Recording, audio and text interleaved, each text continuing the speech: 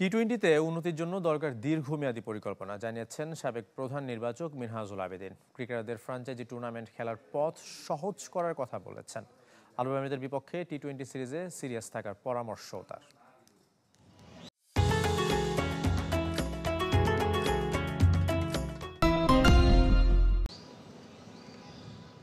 বৈশ্বিক আসরগুলোতে বড় কোনো সাফল্য নেই বাংলাদেশের। টেস্ট ওয়ানডের মতো টি-20তেও জয়ের চেয়ে হারের তিক্ততা বেশি। অথচ ক্রিকেটারদের বছর জুড়ে ব্যস্ততা, নিয়মিত হচ্ছে দ্বিপাক্ষিক সিরিজ, ফ্র্যাঞ্চাইজি টুর্নামেন্ট, বিপিএল ছাড়াও টি-20 ফরম্যাটে হয়েছে এনসিএল। তাহলে কেন শর্টার ফরম্যাটে উন্নতির গ্রাফ ধীর গতির? আইপিএল, পিএসএল, এলপিএল ফ্র্যাঞ্চাইজি টুর্নামেন্টগুলোতে বাংলাদেশের চেয়েও আফগান ক্রিকেটারদের প্রাধান্য বুঝিয়ে দেয় কতটা পিছিয়ে টাইগাররা। ৬-৭ নম্বরে কীরকম পাওয়ার হিটার দরকার, টেল এন্ডাররা আমাদের বোলাররা কেমন হিট করে, প্লাস টপে আপনার প্রথম ৬ ওভার পাওয়ার প্লেতে আপনার কতটুকু রান কীভাবে নিচ্ছে, তো এগুলি সব কিন্তু একটা ম্যাটার কিন্তু থেকে যায়। বিসিবিকে দীর্ঘমেয়াদী পরিকল্পনা নেয়ার কথা বলেছেন সাবেক প্রধান নির্বাচক।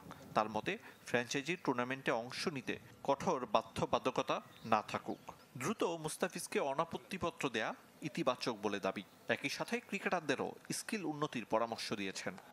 2 বছরের প্ল্যান করে যদি আমরা খেলোয়াড়দের সাথে বসে যে ঠিক করা যায় ফ্র্যাঞ্চাইজি লিগে শেখে, কিন্তু এটাও তো দেখার বিষয় ফ্র্যাঞ্চাইজি লিগ ওই খেলোয়াড়কে নিচ্ছে কিনা, এটাও একটা যে প্রশ্নের সম্মুখীন হতে হয়। তো আমি সব কিছু মনে করি আপনি যত বেশি এই ফরম্যাটে ভালো ক্রিকেট, ভালো লেভেলের ক্রিকেট খেলবেন, সেই জায়গা থেকে আপনি বেটার চয়েসটা আপনি বার করে আনতে পারবেন।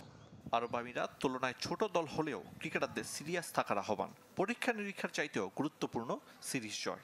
এক্সপেরিয়েন্স কিন্তু অত নেই এমিরেটসে, তো এই জায়গায় কিন্তু আপনি কিন্তু কোনো কিছুর ট্রাই করা বা ডিফিকাল্ট, আপনাকে সেরাটা দিয়ে সেরাটা বার করে নিতে হবে, কারণ এই দুটো ম্যাচ থেকে কিন্তু এই যে এক্সপিরিয়েন্সটা গেদার করা হবে সেই জায়গায় কিন্তু পাকিস্তান সিরিজে কাজে লাগবে। টি-20 নতুন নেতা লিটন দাসকে নিয়ে আশাবাদী মিনহাজুল আবেদিন। নেতৃত্বের সঙ্গে ব্যাট হাতেও ধারাবাহিক হবেন বলে বিশ্বাস। আরিফুল ইসলাম, চ্যানেল 24, ঢাকা।